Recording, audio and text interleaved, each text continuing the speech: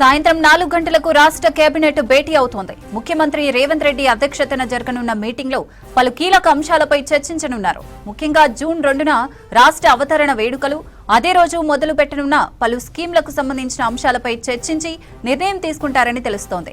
రాష్ట్రంలో విద్యుత్ రంగాన్ని గాడిలో పెట్టేందుకు, నష్టాల ఊబిలో ఉన్న డిస్కంలను లాభాల బాట పట్టించేందుకు ఉద్దేశించిన విద్యుత్ సంస్కరణలపై కీలక చర్చ జరగనుంది.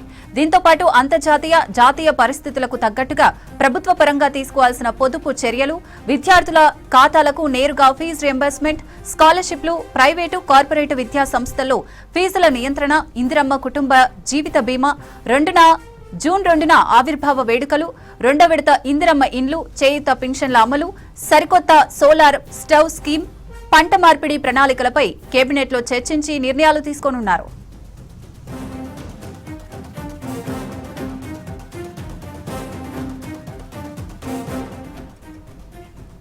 రైట్, కేబినెట్ భేటీకి సంబంధించి మరిన్ని డీటెయిల్స్ యాదగిరి అందిస్తారు. యాదగిరి,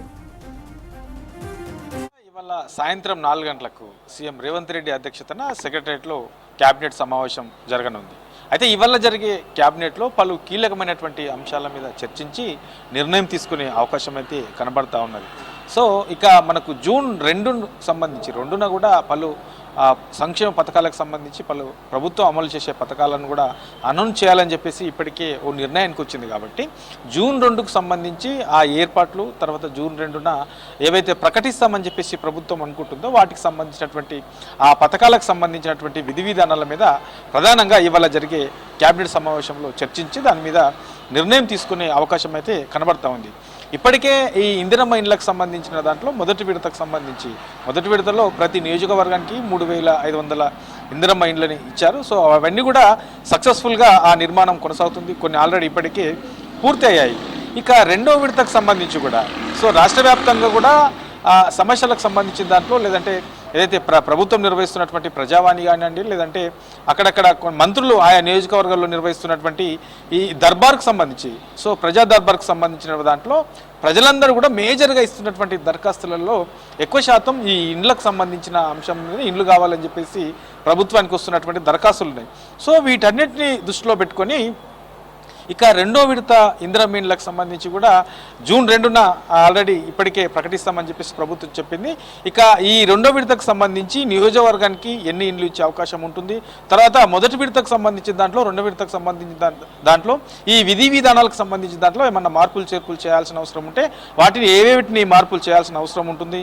తర్వాత పట్టణ ప్రాంతాల్లో కూడా ఈసారి ఇండ్లు ఇవ్వాలని చెప్పేసి ప్రభుత్వం నిర్ణయించింది. కాబట్టి ఈ పట్టణ ప్రాంతాల్లో మరి ఎట్లా ఈ ఇండ్లు ఇవ్వాలి, సో ఎక్కడెక్కడ ఇచ్చే అవకాశం ఉంటుంది, ఇప్పటి వరకు ప్రభుత్వం గుర్తించినటువంటి ప్లేస్లు ఎక్కడెక్కడ ఉన్నాయి, సో ఇట్లా ఈ అన్నిటి అంశాల మీద కూడా ఇవాళ సాయంత్రం జరిగే క్యాబినెట్ సమావేశంలో ఈ ఇందిరమ్మ ఇండ్లకు సంబంధించి 2వ విడత ఇందిరమ్మ ఇండ్లకు సంబంధించి కూడా పూర్తి స్థాయిలో ఎన్ని ఇచ్చే అవకాశం ఉంటుంది 2వ విడతల, సో పట్టణ ప్రాంతాల్లో ఎట్లా నిర్మించే అవకాశం ఉంటుంది, వాటికి సంబంధించి స్థలాలను ఎక్కడెక్కడ ఇప్పటి వరకు ప్రభుత్వం గుర్తించింది, ఇట్లా ఈ అన్నిటి అంశాల మీద కూడా చర్చించి వాటి విధి విధానాలపైన కూడా నిర్ణయం తీసుకునే అవకాశం అయితే ఉంటుంది. ఇక మరో కీలకమైనటువంటి స్కీము ఇందిరమ్మ జీవిత బీమా, కుటుంబ జీవిత బీమా సంబంధించినటువంటి పథకాన్ని జూన్ 2 నుంచి ప్రభుత్వం అమలు చేయాలని చెప్పేసి ఇప్పటికే ఓ నిర్ణయం తీసుకున్నది. కాబట్టి ఈ ఇందిరమ్మ కుటుంబ జీవిత బీమాకు సంబంధించి ఇక రేషన్ కార్డు ఉన్నటువంటి ప్రతి కుటుంబీకులకు ఇది వర్తిస్తుంది అని చెప్పేసి ఇప్పటికే ప్రభుత్వం ప్రకటించింది. సో దీనికి సంబంధించినటువంటి విధి విధానాలు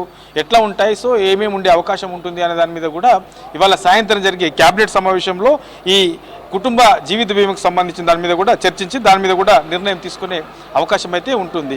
ఇక సోలార్కి సంబంధించి ఇప్పటికే కొండారెడ్డిపల్లిలో ఈ సోలార్ గ్రామంగా అక్కడ ఉన్నది. కాబట్టి అలాంటి గ్రామాలకు సంబంధించి మరిన్ని పెంచాలని చెప్పేసి ప్రభుత్వం అనుకుంటుంది. సో దీనికి సంబంధించి కూడా ఈ సోలార్కి సంబంధించి మరిన్ని గ్రామాలను పెంచే విధంగా ఎన్ని గ్రామాలలో పెడితే బాగుంటుంది, ఏంటి, ఎక్కడెక్కడ ఏ జిల్లాలో పెడతారన్న దాని మీద కూడా ఇవాళ సాయంత్రం జరిగే కేబినెట్ సమావేశంలో ఈ సోలార్ను మరింత విస్తరించే విధంగా దీనికి సంబంధించిన అంశంలో కూడా చర్చించి దాని మీద కూడా నిర్ణయం తీసుకునే అవకాశం అయితే కనబడుతూ ఉన్నది. ఇక వీటితో పాటు మనకు ఏదైతే ఫీ రీయింబర్స్మెంట్కి సంబంధించి ప్రభుత్వం ఇప్పటికే ఒక నిర్ణయం తీసుకున్నది. సో ఏదైతే విద్యార్థులు ఉంటారో విద్యార్థుల ఖాతాలోకే ఈ రీయింబర్స్మెంట్ వేయాలని చెప్పేసి ప్రభుత్వం నిర్ణయం తీసుకున్నది. కాబట్టి దీనికి సంబంధించినటువంటి అంశం మీద కూడా క్యాబినెట్లో చర్చించి దాని మీద కూడా నిర్ణయం తీసుకునే అవకాశం అయితే ఉంటుంది. ఇక పంటల మార్పిడికి సంబంధించి సో ఇప్పటికే ప్రభుత్వం ఒక నిర్ణయానికి వచ్చింది. పంటలను రొటీన్ పంటలు కాకుండా పంటలలో మార్పులు తీసుకురావాల్సిన అవసరం ఉంది. దానికి సంబంధించి రైతుల్లో అవగాహన తీసుకురావాల్సిన అవసరం ఉంది అని చెప్పేసి ప్రభుత్వం ఓ నిర్ణయానికి వచ్చింది. సో ఇవాళ జరిగే క్యాబినెట్ సమావేశంలో ఈ పంటల మార్పిడికి సంబంధించినటువంటి అంశంలో రైతులు నమ్మాలంటే, రైతులు పంటల మార్పిడి వైపు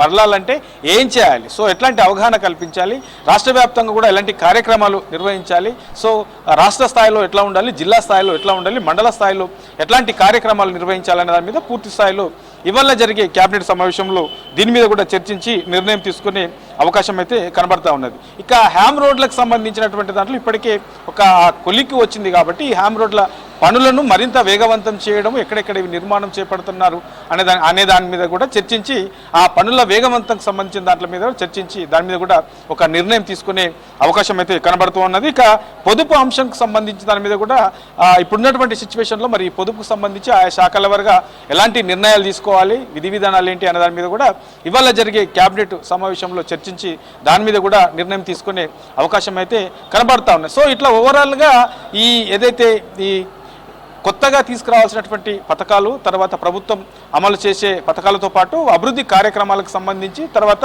ఈ 2 ఏళ్ల కాలంలో ఇక నుంచి కూడా ఎట్లా ముందుకెళ్ళాలి, ప్రభుత్వం ఏ అంశాల మీద ప్రాధాన్యతగా తీసుకొని వాటిని మరింత ప్రభుత్వం అనుకున్న రీతిలోనే ప్రజలకు అమలు చేసే విధంగా ఎట్లా ముందుకెళ్ళాలి, వాటి విధి విధానాలు ఏంటి అనే దాని మీద ఓవరాల్గా ఇవాళ సాయంత్రం జరిగే క్యాబినెట్ సమావేశంలో చర్చించి పలు కీలకమైనటువంటి అంశాల మీద నిర్ణయం తీసుకునే అవకాశం అయితే ఉంటుంది.